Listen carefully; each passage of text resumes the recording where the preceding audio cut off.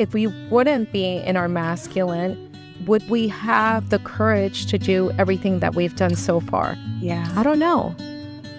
I think part of our job right now is to... That's a good question. Yeah. Ask yourself. Hi, guys. Welcome back to the Best Friends by Design podcast. We are your hosts, Janet. And I'm Giselle. And it's been a minute. Yes, it has. Missed you guys. So what's going on? Oh my God, so much going. We've had a really busy summer. Already, I know. Yeah, crazy. Yeah, I can't believe the middle of the year already. Time feels like it's going by faster, I think, for everyone. Yes.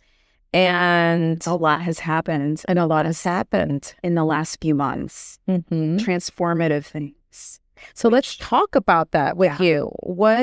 I know you've been going through big transformations and you've been putting the work, and I think the universe has been bringing certain situations in front of you to give you the opportunity to grow. Why don't we talk about that all today? At once? All at once. Lucky you, girl. Like the year of lessons. Yes. Part 2. Right? I thought last year was the year of lessons. Well, apparently it's you keep going. It just keeps going. Yeah. But it's great. I'm embracing it. A lot has happened. And that's what we want to talk about today. We want to talk about healing wounds, specifically childhood wounds that affect us all as adults in one way or another, right? And we carry them on in our adult lives. And they not only affect our relationships, or, our love relationships, or with our friends, it affects our work. It affects our relationships with ourselves. I think it's so important to really work on that trauma to be able to be the best mother, wife, business owner, friend. All of those relationships would have to get affected by this. So, our podcast is about interior design, but also how it's so interesting. Life, because everything is so interconnected. And the more we go through these experiences, and the more we talk, and the more research we do, and the more we study, we all realize everything is so interconnected. Everything affects everything we do. Yeah. So, and I feel like as you get older, you start realizing even more how you want to improve yourself for the next part of your life. Yeah. I don't know if you're feeling that, but I am.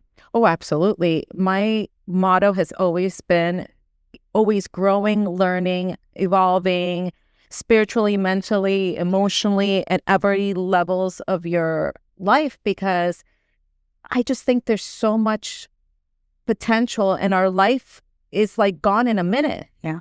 And unfortunately, we've had friends that have been diagnosed with cancer, people have died all of a sudden, and it really has given at least me a wake-up call on what do I want the next years of my life to look like. And then obviously with my birthday coming up soon, 50 is a big number. It's no joke. I thought I was cool with it, but I don't know. I've been so confident about it. It's starting to hit you. Shit, July's around the corner, and it's in August, and it's a big deal. Yeah, it is. It really is. And during this time, you really do take an account of what has your life been, and what have you accomplished, and what do you want to still accomplish. And for me, I have a lot of life, a lot more that I want to give, that I want to share, that I want to do. So with that being said, I think it's so important to tackle the trauma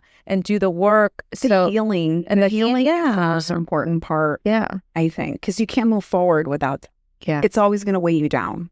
It's like that weight on your shoulders. And sometimes we don't even realize we're just coasting through life with all carrying that trauma, and how much that affects us, how much we carry that over to our children and to our spouses and to our friends, because we kind of all mirror each other in one way or another.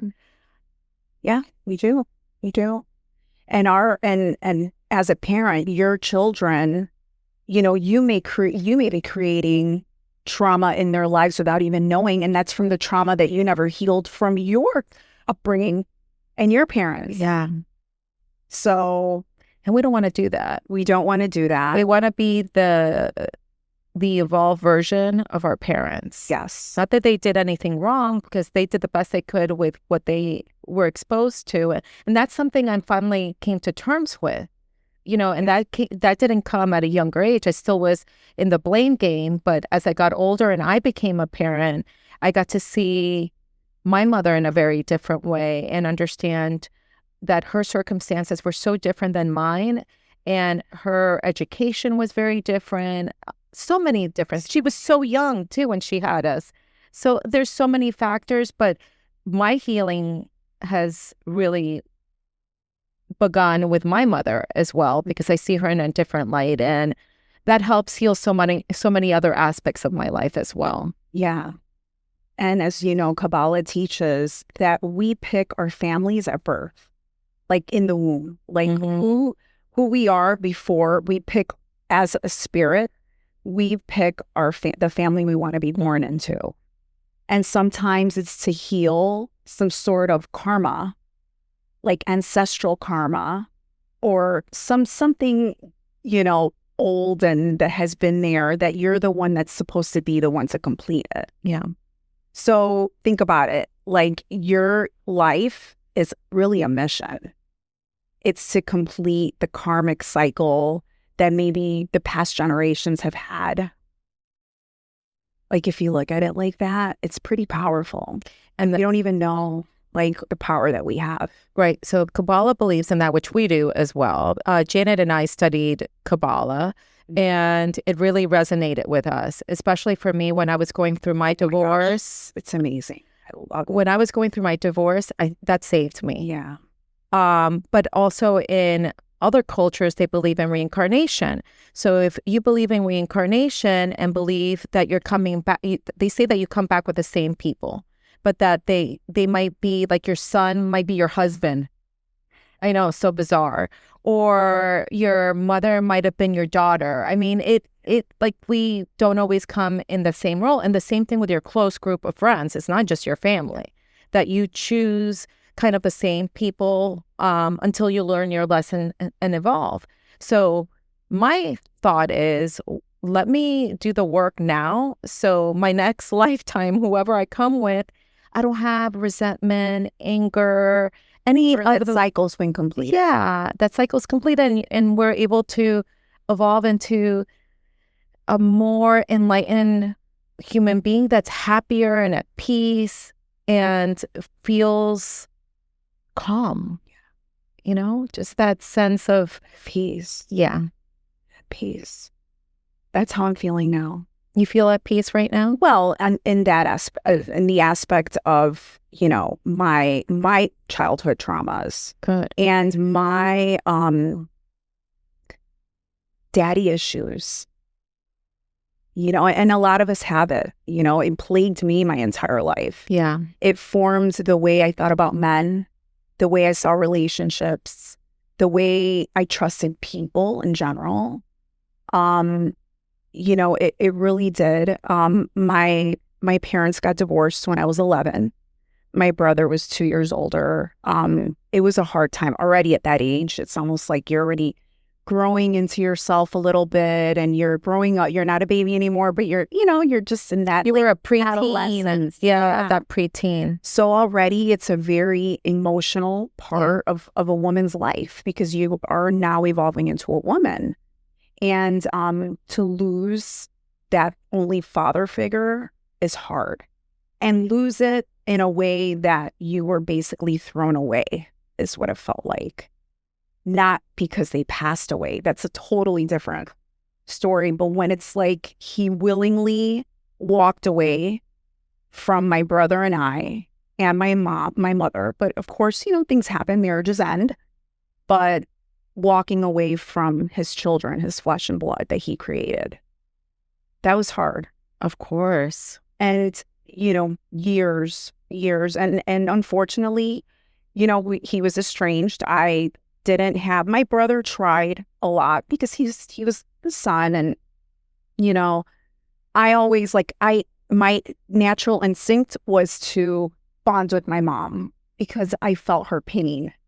I knew that she was in pain. She was losing her husband. It was messy. It was ugly. It was like awful for her.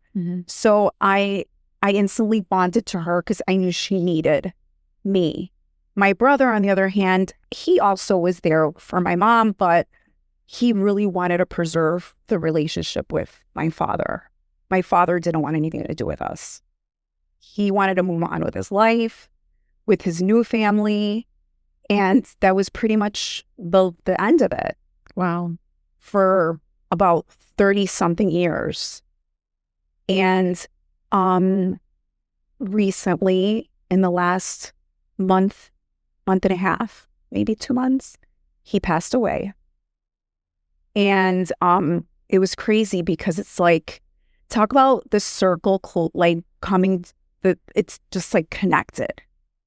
So all these years, I've been feeling like, God, like Jack, my brother, and I and my mom, like we got like the shitty, like the short end of the stick.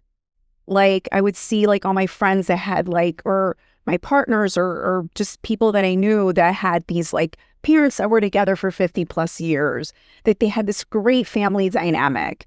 And I'm like, damn, I come from a broken family. My mother had to hustle and struggle to raise us, to put us through private school, to do whatever she had to do to make sure that she could secure the lifestyle that we were accustomed to, but with one parent, with one person, which in turn caused us to have like less than perfect relationship with her. Because what do you think?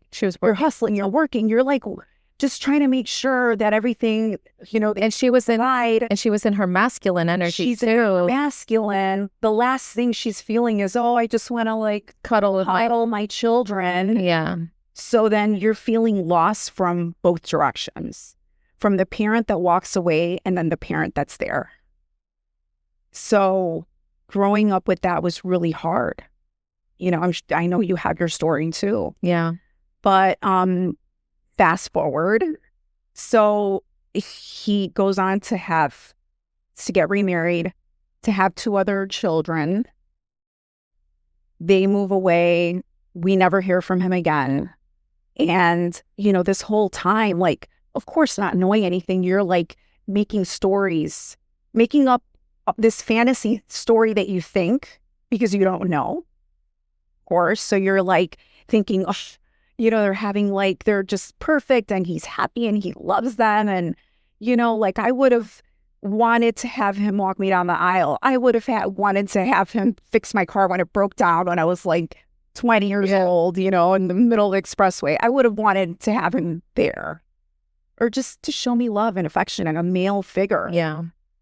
And so now he's ill and he had a lot of health problems, which I'm learning now.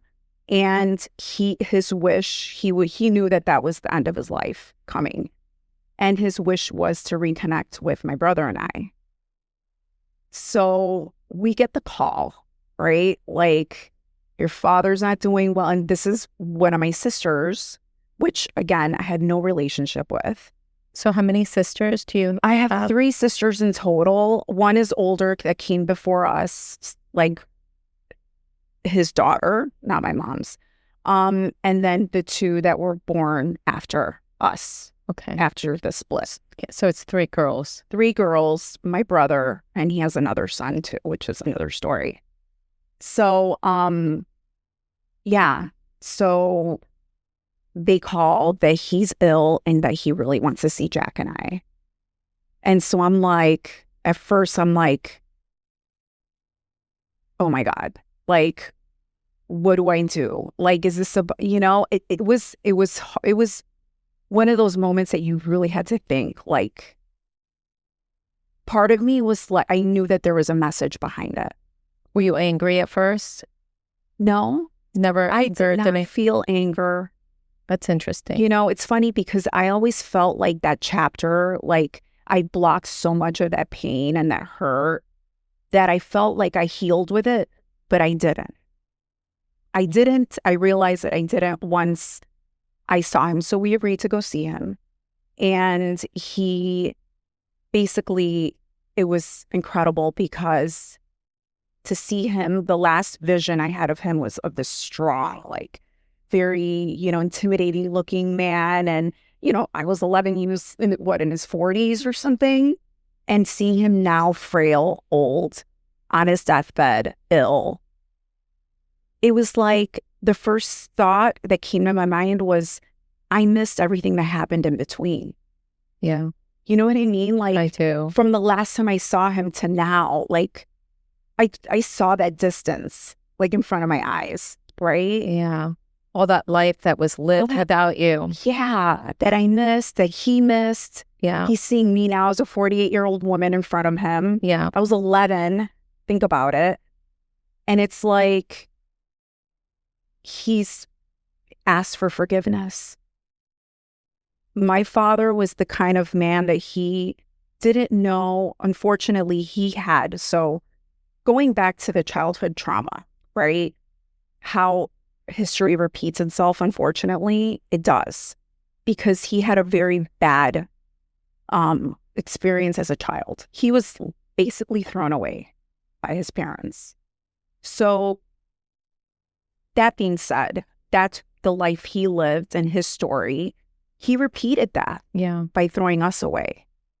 To him, it was perfectly normal. Like, it's like shit happens. That's what you do.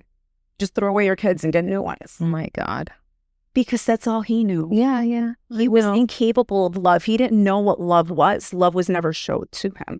Yeah. So,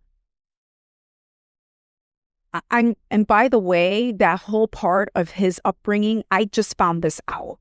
I never knew that about my father. So I feel like I have learned everything about this man in the 2 weeks before he died. I learned who this person was, his trauma, his, lack of self-love, lack of ever receiving love or knowing how to give love, how to display love. His, just, it all made sense. Not that I was excusing his behavior or what he did, but his actions kind of made sense to me. Like, this is why he did it. This whole time, my whole life, I've been blaming myself. I've been thinking that I was the problem, that I was unlovable, that I couldn't be loved and nurtured and cared for and stayed. Like, why would someone want to stay in my life? They just leave me. It's so interesting to me how much, as a child, how much burden, we've put on ourselves. Yeah. And how much burden we carry. Because I know so many people that we've shared their life story, and it's always the same. It's like this child thinks that all this is their fault, and it's not. And I'm so happy that you've gotten resolution about what the story really was. That was never you. That I created and I tortured myself with for so many years. Yeah. Made bad decisions based on those stories that I told myself. Like, I mean, I've made great decisions, don't get me wrong, but I made bad ones too. Yeah. Because of my low sense of worth and, not trusting anyone enough that they were going to stay in my life and like all these like other issues. So, I learned who this man was. Unfortunately, it was 2 to 3 weeks before his passing. But in that time, I spent as much time as I could with him.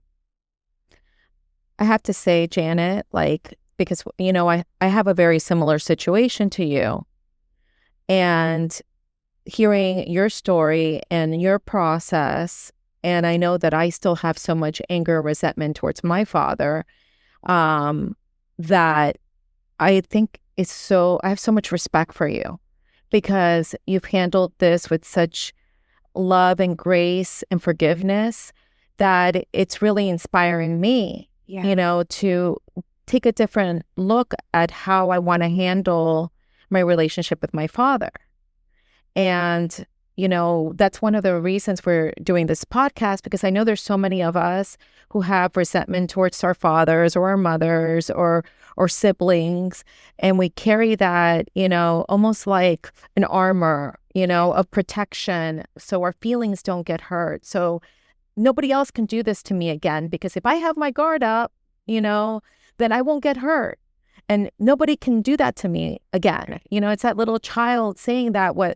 And I've learned from my other relationships I've healed how important communication is, because like you said, we make all these stories up about what we perceive that their lives are. And until you speak to someone and you really look at them eye to eye and understand, you might not it might not resonate with you, but at least you understand it, intellectually. Yeah. And sometimes that just has to be enough. Maybe your wounds won't ever be healed, but intellectually we could say, especially women, because we're super analytical usually, about our emotions and our lives, that I think being like that and breaking everything down, and also a lot of us tend to always blame our parents for our childhood, for the things we haven't accomplished or the relationships we have currently.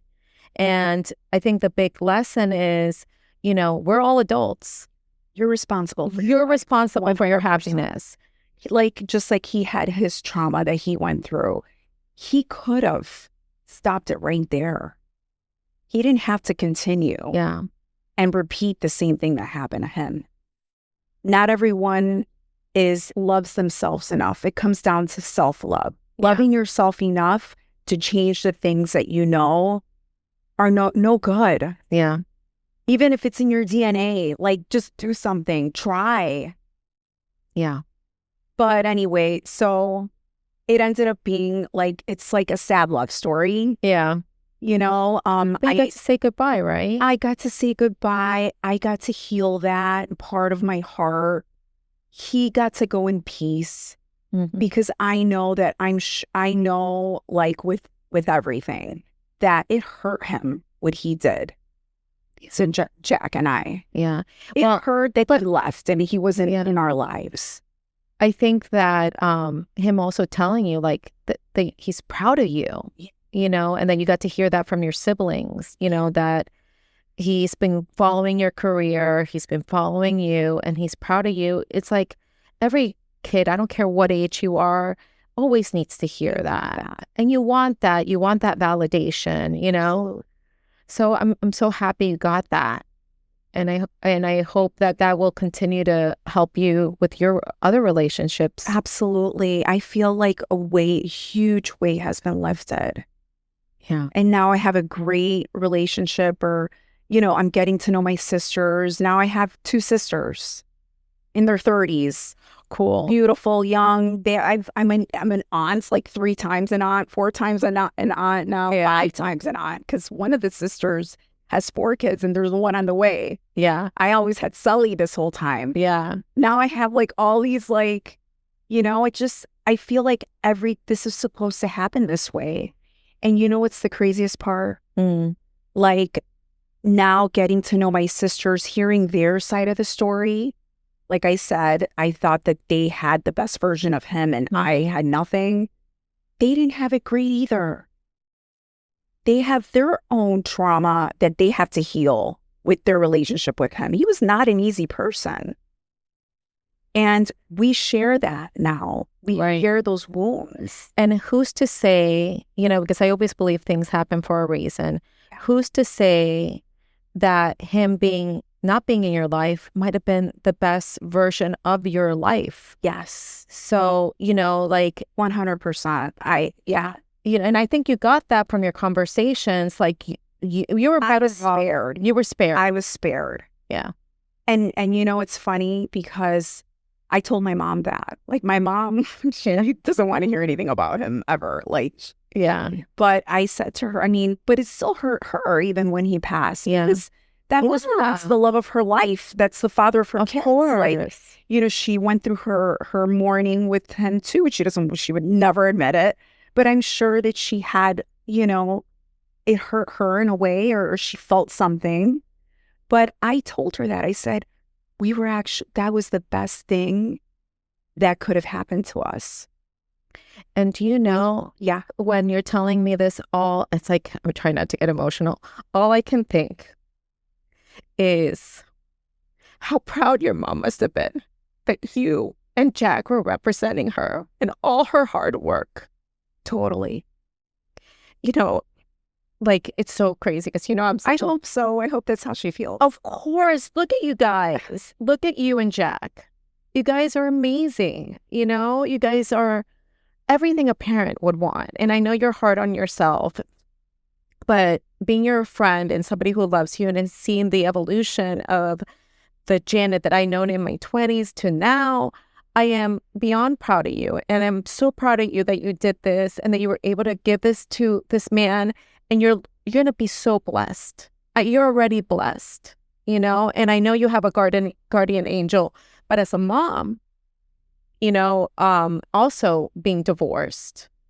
I recently got a text actually from my ex-mother-in-law, who I absolutely had loved and adored. It was, I think, I don't know how my divorce was harder because I lost a husband at the time or because I lost her. I had such a beautiful, unique relationship with her, and she's going through some health issues. And I texted her, I reached out to her, which was really hard for me. I had to really overcome a lot to do it. But she said to me, like, you did such a good job with your boys. And it's that's the same feeling that I'm getting from your mom, you and your Jack representing your mom. Yeah. And I mean, I think it's beautiful. It's beautiful. And I'm so glad you're sharing this with all of us because I know I'm more out there and I don't have a problem putting all my business out there. I'm getting a little bit more selective, but I know you're super private. And I think that you opening up and sharing this already is such a big healing thing because there is no shame in our pain. No. And this is, if I can help anyone, Yeah. because it's like that suffering, we like make ourselves suffer sometimes for no reason. Yeah. If there's answers that you need from any relationship that has caused you pain, get those answers so you can close it and you can heal from it. Yeah. Move on with your life. Yeah. And don't get me wrong, I have a lot of work to do. I have to heal my relationship with my dad. I have a sibling also. And, my deal of coping with my trauma has been to just stay super busy. I have been in my masculine a lot because I was also without a father during really formative years. And I saw my mom had to be in her masculine and had to hustle and work so hard to support us as well. That for me, it's like, nobody's going to leave me high and dry. Like, I need to make my own money because I can't trust anybody. And especially a man. How am I supposed to trust a man to like be a good provider and protect me and love me unconditionally, for the rest of my life? Yeah. And you see those same stories. And what's funny, which, I believe there's no coincidence. I really believe God gave me 2 sons and an amazing husband in Brett because they've helped me heal so much of my wounds.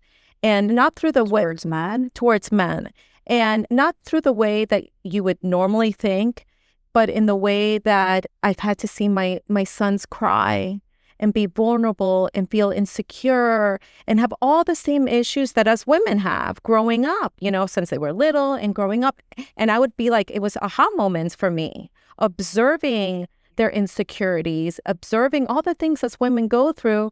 But then they have to put this front of at being a man and being a good provider. Yeah. And all of a sudden, Mama Bear comes out. And I'm like, wait, there's the childhood wounded Giselle, that has this daddy issues. But then Mama Bear comes in and is like, wait, son, it's okay. You know what I mean? And I see all the pressure that they're going through. So through that process of bringing up 2 sons, and I'm still learning from them because they're, just still in their 20s. I'm still learning so much. through two different personalities and two very different lives, that it definitely has shown me that men aren't the statue of like strength and they're supposed to just, Yeah, no. they're vulnerable yeah. and they have their issues. Exactly. And in turn, it's helped me have a better relationship with Brett. And thank God Brett is more in tune with his feminine side. So Brett I think has a pretty good balance of masculine and feminine. But that's also something that I nurture as well. So it's not just, it doesn't end with my daddy issues. Look how it trailed to my children's. And feminine wounding too. yeah, A lot of like men that are raised around women, like they experience like a lot of the pains that women experience, like sure. with their, just growing into a woman. So they have their feminine wounding too. And then they create, then they don't like, they want to shut down and they don't want to communicate, or their lack of communication because they're like afraid, it's Yeah. And also think about it too, a mother that's in their masculine. And that's what the son That's sees. what I learned. Yeah. That's me. Yes. And that was what I learned. and that was me too. Yeah. And our mom was actually harder on us girls than she was on our brother. She would be so much easier on our brother. Until this day, she's easier on my sons than my nieces. I agree. And she admits it too. Yeah. And I'm like, what is going With my on? mom, she'll laugh at me for saying that. But yeah, like Jack hasn't made. Like she'll give me grief before him anytime. But I also It's a Latin thing too. But I also saw my brother, in all fairness, growing up, there was times that my mom would say to him, "You remind me so much of your father," and that's not exactly like the nicest thing, to say, especially when you know that she's not very happy with your father. So how was his relationship with your father? It was very up and down for many years, and right now it's still, I think it's estranged right now as well. And so is my other sisters. I don't think any of us speak to him. I happened to see him at my grandfather's funeral for the first time in a long time. And we were in Ecuador, and they do things different over there. And already the funeral was like, not what I'm accustomed to. And there was a lot of family that I hadn't seen, and I was there really to support my mom and my aunts and my younger sister would visit Ecuador a lot more than I would. So she would go there every summer. So I was there to support them. So I was very focused on that. So when I saw him at the funeral, and seeing him so old and frail as well, and one of my aunts said, "Oh, your dad's over there," I wasn't ready. And in the past, when I've seen him, I turn into like a 12-year-old little girl, and I would be like, "Hi, Dad. Okay. Hi." Oh, like pretend like nothing had ever happened. Like I came across him. I remember one time at the mall, with my sons. And it's like, I'm like, I didn't recognize myself. I don't know who I was. I was this frightened little girl all of a sudden. It was no longer this confident woman. Brought out that reaction. They brought out that reaction. And I think my fear during that time, during the funeral, was that I had to focus on my mom and my sister and my aunt. And also I didn't know how that would make my mom feel. Like she was already grieving my grandfather so bad that the last thing I didn't want to trigger her for any other emotion. Yeah. And honestly, it was just too much. It was like too much. It was like a hurricane coming at me. I didn't know how to deal with it. And I chose not to say hello to him, which was hard, and very difficult for me. But at that moment, the way I felt is that I was protecting my energy. Like I couldn't handle that. Yeah. And that's why when you're telling me your story, I'm like, oh my God, like I know the day is going to come soon that we're going to get the phone call that my dad is sick or he wants to see us or he's, passing away. I've thought, would I attend his funeral? And there's been times I've been really angry and I'm like, there's no way that man deserves nothing from me. Yeah. But I felt that way too. But and not in any way does like my father, did he ever deserve for me to pursue him? Yeah. Because of what he did. Yeah. But seeing him there on his deathbed made a little part of me was like, I wish I would have made an effort to fight for a relationship with him. Yeah. You know, and it just because like it wasn't his fault. It wasn't, it's like this weird like emotion you feel. So but that's where I stop. I really believe the parent, the adult is responsible. Yes, for sure. Is responsible. You know what? You can't put that on you.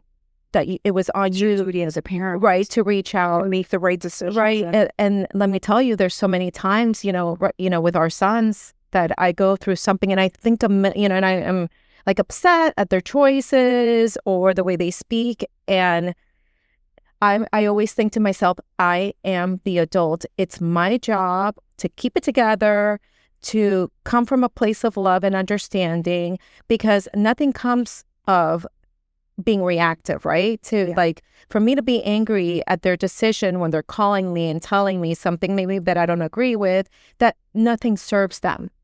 It doesn't serve them any well. It's better to stay calm, cool, and collected, gather my thoughts, even if I have to be like, give me a moment, let me give you a call back. Yeah, and that's a rule, I think, in life, period, with anything that comes at you. I've really learned to not be reactive. Yeah. But as a parent, I have to tell you, I believe it's our job to do the best job we can to protect our children. And we're older. We're supposed to be the older, wiser ones.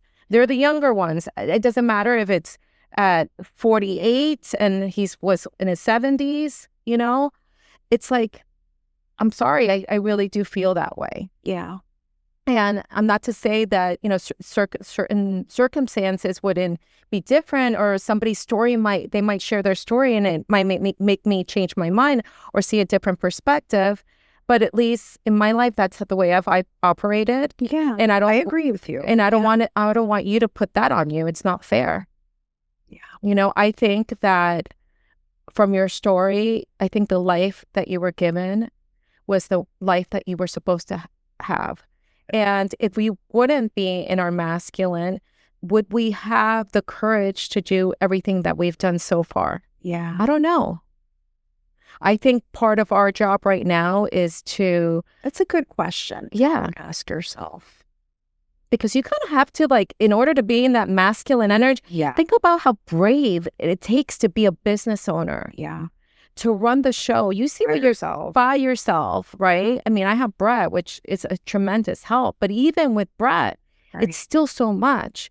So you by yourself, going through all these decisions, and also think about it. Sometimes you're in construction site dealing with contractors. I mean, you kind of have to be like, put that badass, of course, kind of armor on for you, right? If you're can't be a show. No, you can't. You can't. So I think you have to have, like, we need to put on different hats for different scenarios. Right. So I'm glad we learned. But in your feminine, when you're with your clients and you're nurturing them, and that's different. It's always changing. It is. You have to be so many different like facets of yourself. That's why I think women are so fascinating and we're like amazing, because we are. Look at us being amazing. We are amazing. Look at how, like, men can't multitask, right? Like, I can be like one second I could be a badass, businesswoman, and have that hat on, and the next moment, Max will call me and I'm like, see me though, what's it? Yes, son, It's like I could switch it. I could flip a switch. And we have to. And then the next... Be resilient. Well, you have to be resilient. And women, we're like that. We could have a lot of things coming at us. I think that's why we're giving the gift of motherhood. It's because we're able to be such amazing multitaskers and even compartmentalize our emotions need be. Yeah. I'm not saying it's always a good thing, No. push it to the side, but you got to do what you got to do to move forward in life. Exactly. So there's a lot of ways Think about it, about how you want to handle that with your dad. I know. That's all I can say. And I can share that emotion Yeah. and piece of advice with anyone. Yeah. Like life is so short, It is. and then one person's here one day and gone the next. That's just the reality of it. Well, one of the things that has helped with you sharing your journey with me is I've been trying to remember the good times with him Yeah. because I think I've lived in this place of anger to protect myself. So I only remember the bad. And anytime because my mom she wants me to feel that I came from love. And she's like, Mijita, your dad and I were very in love. Denial, right? I don't know. Fantasizing it. Like that never happened. That's not how it was. Right. But this is her story, right? So her story to us is, you came from love. There was a lot of good years that we had. This is how my mom speaks. And I know what she's trying to do, especially now being a mom, to protect me and save that. But whenever she would say that to me, I would be like kind of annoyed because I feel like she sounds like an abused woman. And I'm realizing that it's not that she's an abused woman, is that she's had to do this to protect herself, to cope. So in what I've done recently is I've actually pulled an old picture of my dad with my siblings from, when we were in Ecuador. It's super cute. And I looked at it very differently. And I actually sent it to my sons because they haven't had any interaction with their grandfather, other than that little mall interaction. I mean, they haven't. So I wanted them to see how he looks, how we look. So they know the history of that side of the family. And this time I looked at it with love and with peace. And I saw my arms were wrapped around my dad's neck. And I allowed myself to remember that I was his favorite. And remember that I get his sense of humor. I'm super silly. You know that about me. Like, it's so crazy. I'm gonna be someone falls, you laugh. Someone falls, I laugh. Trips and falls. You're so laughing. Yeah, I'm just a really silly person. It's like I've never grown up in that aspect. And my dad was always the real jokester. Like we would be at the mall and he would walk funny like a monkey to embarrass us, and all of that. And I allowed myself to feel that, and I allowed myself to recognize that in me, that I got that from him. And my mom always tells me, when she would tell me this, I would get so mad. I would get so annoyed. She would be like, oh, because you're so adventurous with your businesses, that you jump and you see and whatever. And your dad would go from one country to the next and one state to the next. And I had to be settling him down. But I saw that as a negative. Yeah. As her seeing him as irresponsible, that he couldn't settle down and whatever. And I have to tell you, that's one of the things that I really love about myself, is that I am adventurous. And I do believe in I go by my gut. I take chances. And it's something that I never want to lose about myself. So in retrospect, I'm starting to heal, taking steps to just look at it different. And then to also look at that little girl that was me and ask for forgiveness, because I put her aside for so long. And, I've pushed her away. And even the dark hair has been such a reconnection with that little girl that I pushed away so much. No, you can't be silly, you can't be happy, you can't be like that, because those are irresponsible things, and I always have, whenever I make these choices, even though I love that about myself, I always have a second questioning. So looking at her and now looking at myself with the dark hair, which that's what I was born with, I feel like a reconnection. Mm-hmm. And I think lately I've been hearing from people you look so, I feel like I've broken through with women. Before, with my blonde hair, it's almost like they weren't as open to me as they are now with my dark hair. And I've been Yeah. really like confused by that interaction. And But I love that you reached out to your childhood self because she's still there. of course, She's still there. She's in my childhood, you know, that little Janet is still in me too. yeah, And like there's so many coping mechanisms when you're still dealing with traumas that like really are affecting you. I mean, because they affect us, whether you like to, you know, admit it or not, is doing just that. Like knowing that you're feeling a certain type of way or a fear. And a lot of times that's your child. That's your inner child. Then you just have to like, reparent. Like that's a huge tip for parents that have their own childhood traumas. It's something called reparenting. So you become the parent that you wish your parent was to you.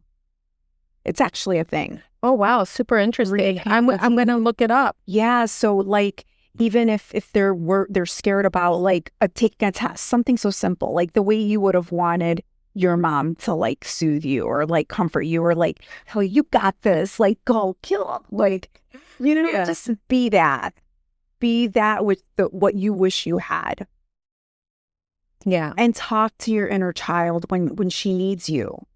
Well, one of the know? beautiful things of being a empty nester is that all the time that you have for yourself. Yeah. And that's one of the things that I've been doing for myself is, really taking self-care to the next level. I mean, with doing yoga and now weight training, meditation. Yoga is great. Therapy for me. Therapy for oh my God, I need to go to therapy. My therapist is amazing. Yeah, I've been long overdue for. She's like a life coach / therapist coach. I mean, we have to have her on the podcast. I would love that. She's amazing. Like, just makes you look at things like. Makes you think about things in a different way or helps you. Yeah. Like we all have the answers within ourselves. Right. But it's just having somebody like kind of direct your energy towards whatever's happening in your life. Well, you know me. I'm like, I want to do ayahuasca. I need therapy, anything, whatever. And us talking is therapy. Of course. Just to each other. Like, yeah. I've shared with you like these talks and these subjects we've chosen, I feel so much closer to you than I've ever have. And that's because I think we want to come from a place of authenticity, and it's easy to talk right with each other because we have such history and such love and respect for each other. But to then turn around and share it, and sometimes listening over, to our podcast really has shown me the growth that we've done individually just in this year. It's been a year now that we've been our little anniversary. But the evolution of our communication skills and our interaction and all of that, and I'm proud of us. Yeah, and with each other too. Yeah, absolutely. This was great. It was. And once again, thank you. It felt good to actually. Yeah, I was just going to ask about my life. Well, I was going to ask you that. How do you feel? I feel great. And you feel good about sharing personal? I mean, this is going to go out there. I know. Are you good? But it's a good story. And I know that there's so many people that can relate. Yeah. And you're not alone. People aren't alone. There's other people, it's crazy. So many people might look at you and me and say, oh, they got it all, because I've heard that so much, or that we maybe come from better circumstances, right? Right. Just because they don't know any better. It's just a facade of a photo and they don't know. And I think it's important for people to realize we all have our pain. We all we all carry, and everybody has their struggle that they carry with them. So be kinder, be more loving to each other when you're interacting with somebody else, or when you see somebody else losing it. It's like, it's never personal. It's their inner struggle. Exactly. It's the stories we tell ourselves. Yep. I feel fortunate to have been able to, for this to be able to close that chapter, that big, huge chapter of my life, come to peace with it. I'm fortunate. There's so many people that are in the same situation as myself, and the parent dies. They never get that closure. Yeah. They go their whole lives wondering why they were never loved when it was probably had nothing to do with them. Yeah. So that's why I felt like I needed to share it. But thank you for pushing me. Oh, thank you. I'm so proud of you. I'm beyond, and I'm proud of Jack. Yes. And you know what? Kudos to your mom, because, you know, us moms deserve, especially single moms that have gone through a divorce. Your mom is a rock star. Totally. And you were blessed and complete to have her. And it was just the way it was supposed to be. You hear that, Norma? Norma, I love you, Norma. Yeah. With that being said, you know, send us a message. Yeah, send us a message. Let us know what you thought about this. If this episode resonated with you, or if you want to share your story, please do. We're on Instagram, Spotify, Apple Podcasts, YouTube. Subscribe, share with your friends, thumbs up, leave comments, show us some love. And thank you for tuning in. Thank you. Till next time. Bye.